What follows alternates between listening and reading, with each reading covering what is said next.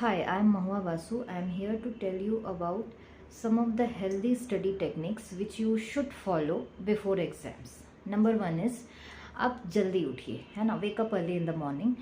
क्योंकि उससे क्या है, आप फ्रेश रहेंगे, आपका दिमाग फ्रेश रहेगा, आप एग्जॉस्टेड नहीं रहेंगे। क्योंकि रात को पढ़ने से क्या होता है, आपका पूरे दिन का एग्जॉशन रहता है, जिससे क्या होता है, आपको मन नहीं करता पढ़ने का, है ना, आपको नींद आती है, आपको डिस्ट्रैक्शंस होते हैं कई तरह के। तो इससे बेटर है कि आप सुबह उठकर पढ़ लीजिए। और रात को पढ़ने से एक और प्रॉब्लम ये है कि हेल्थ इश्यूज आ सकती है, जैसे कि आपको एसिडिटी की इश्यूज हो सकती है, देन आपको पेट से रिलेटेड इश्यूज हो सकती है, पेट दुख रहा है, सर दुख रहा है, ज़्यादा रात तक पढ़ लिया, तो ये सब इश्यूज जो है वो नहीं आएंगी if you wake up early in the morning. अब अर्ली इन द मॉर्निंग उठने के लिए क्या है, आपको जल्दी सोना पड़ेगा। तो आपको जो फ़ोन है, फ़ोन का यूसेज आपको बहुत कम करना पड़ेगा।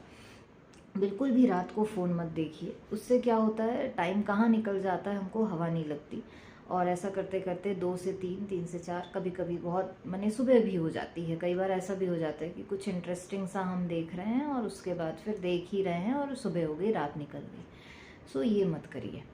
नंबर 2 है कि लाइट खाना खाइए। जब भी आप एग्ज़ाम्स के लिए प्रिपेयर कर रहे हैं, 1 मंथ बिफोर एग्ज़ाम्स या फ्यू डेज़ बिफोर एग्ज़ाम्स, जो भी है, ड्यूरिंग एग्ज़ाम्स कभी भी कुछ भी हैवी मत खाइए, हमेशा लाइट वेट खाइए, जिससे कि क्या रहे, आपका फोकस अच्छा रहे, आपकी तबीयत ठीक रहे।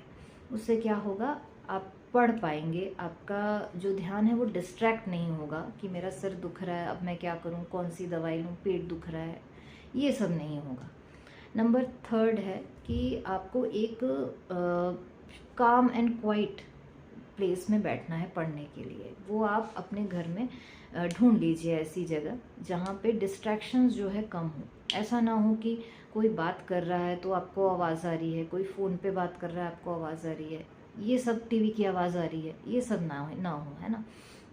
तो आपको अपना जो स्टडी रूम है उसको बिल्कुल ही काम और क्वाइट जगह में आपको बैठ कर के पढ़ना है, ताकि आप फुल फोकस से पढ़ पाएँ।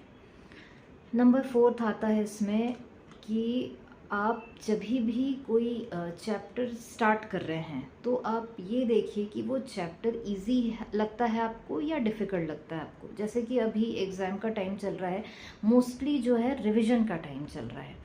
तो रिवीजन में क्या होता है, हमको एटलीस्ट ये पता होता है कि कौन सा जो चैप्टर है वो हमको बनता है या डिफ़िकल्ट लगता है, और कौन सा जो चैप्टर है वो हमको ईजी लगता है। तो ये हमको पता होता है रिवीजन के वक्त। तो अभी आपको इजी चैप्टर से शुरू करना है। इजी चैप्टर से क्यों शुरू करना है, इजी चैप्टर से इसलिए शुरू करना है ताकि आपको कॉन्फिडेंस आए एक कि नहीं, मुझसे बन रहा है, मुझसे ठीक से बन रहा है। ऐसा नहीं है कि बहुत डिफ़िकल्ट चैप्टर चूज़ कर लिया, उसका क्वेश्चन बन नहीं रहा है और आप घबरा गए, आप डिसहार्टन हो गए कि अरे अब क्या होगा, है ना। You will be worried more if you choose a difficult chapter.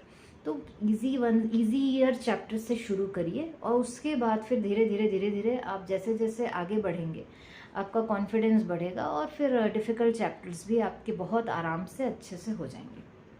इसके बाद आता है कि जैसे हमने क्वाइट और काम प्लेस तो चूज़ कर लिया, अब वहाँ पे जैसे हमारा स्टडी टेबल है या स्टडी रूम है, उसको एक बार आप ज़रूर से एग्ज़ाम से पहले जमाइए।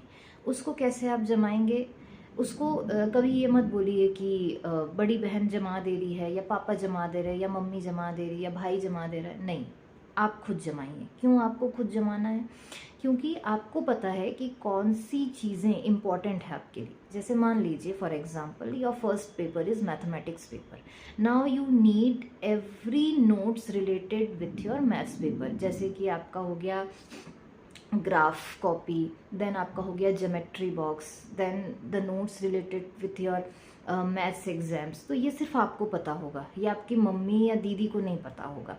तो उस तरह से आप अपना प्रायोरिटी के हिसाब से रूम को जमाइए, उन बुक्स और कॉपीज़ को ऊपर रखिए जो आपका एग्ज़ाम में माने जो आपका फर्स्ट एग्ज़ाम है। जैसे कि मैंने एग्जांपल दिया कि फर्स्ट एग्ज़ाम अगर मैथ्स का है तो मैथ्स की जो चीज़ें हैं वो आप पहले में पूरा रखिए, ऊपर रखिए उसको।